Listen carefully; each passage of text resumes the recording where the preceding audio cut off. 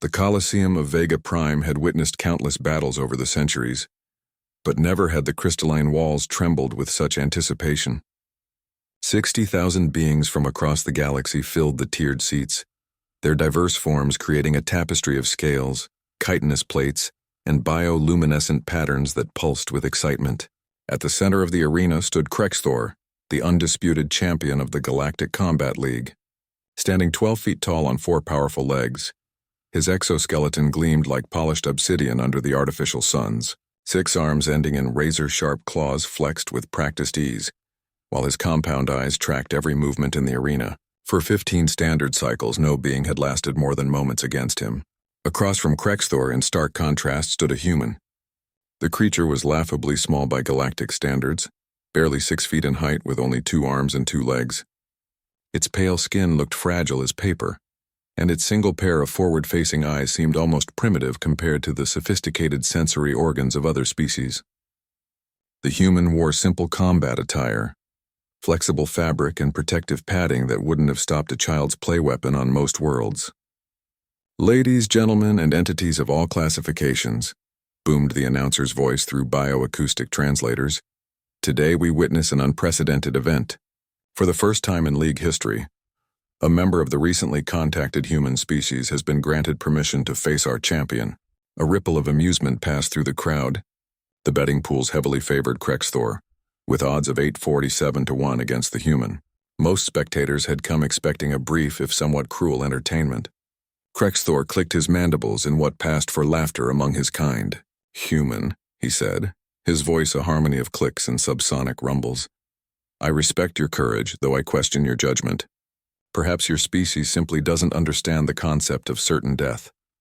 The human, who had introduced himself simply as Marcus, remained still, his breathing steady and controlled.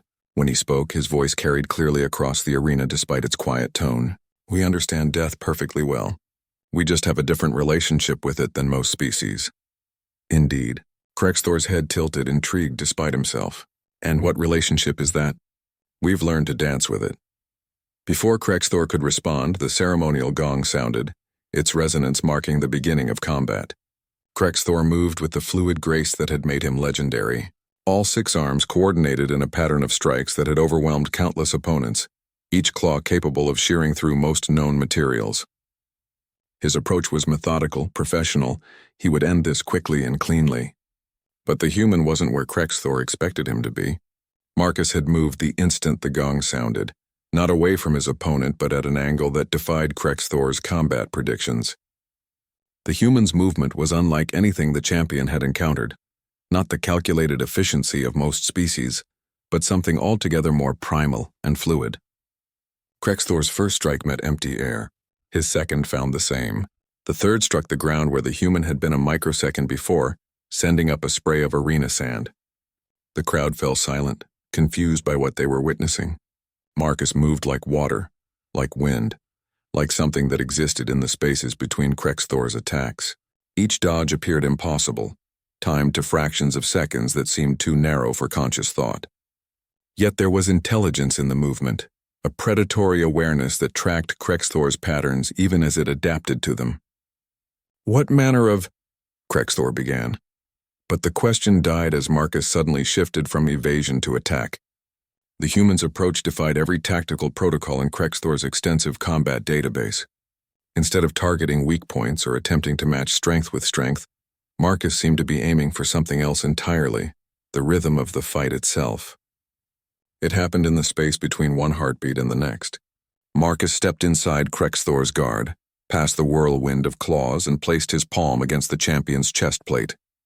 Not a strike, not a blow, just a gentle touch that somehow felt like the closing of a circuit. 10 heartbeats, Marcus whispered. Krexthor's massive form went rigid. His compound eyes widened as he felt something he had never experienced before, his own cardiovascular system rebelling against him. The human had touched a specific point, applied precise pressure for an exact duration, and somehow triggered a cascade failure in Krexthor's bioelectrical system. 1 heartbeat. Krexthor tried to move but found his neural pathways disrupted. 2 heartbeats, the arena spinning slowly as his equilibrium failed. 3 heartbeats. Understanding dawning. This human had somehow mapped his physiology in those brief moments of combat. 4 heartbeats. The terrible realization that he was falling. 5 heartbeats. Impact with the arena floor. Limbs no longer responding to his will. 6 heartbeats. The crowd's stunned silence pressing down like a physical weight. 7 heartbeats. Marcus kneeling beside him, concern evident in those alien features. 8 heartbeats. The effect is temporary, the human said quietly. Your pride is the only thing that won't recover. 9 heartbeats. Krexthor trying to speak to ask how this was possible. 10 heartbeats. Silence fell across the Colosseum of Vega Prime like a shroud. The referee, a multi-limbed Arcturian who had officiated thousands of matches, stood frozen for several seconds before remembering his duty. Winner, he announced, his voice barely above a whisper. The human Marcus. As sensation slowly returned to Krexthor's extremities, he found Marcus still beside him, offering assistance to stand. The human's expression held no triumph, no satisfaction, only a kind of weary understanding. How? Krexthor managed to ask as he regained his footing.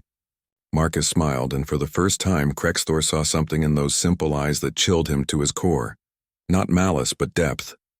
Layers of understanding that spoke of a species that had learned to survive not through superior strength or technology, but through an intimate knowledge of life itself. My species spent 300,000 years hunting creatures faster than us, stronger than us, more naturally armed than us, Marcus explained. We learned to see patterns, to find the spaces between heartbeats where victory lives. We became experts not just in death, but in the precise moments before it. As they walked from the arena together, the crowd still silent with shock, Krexthor realized that the galaxy had just been introduced to something far more dangerous than another warrior species. They had met the humans, beings who had turned survival itself into an art form.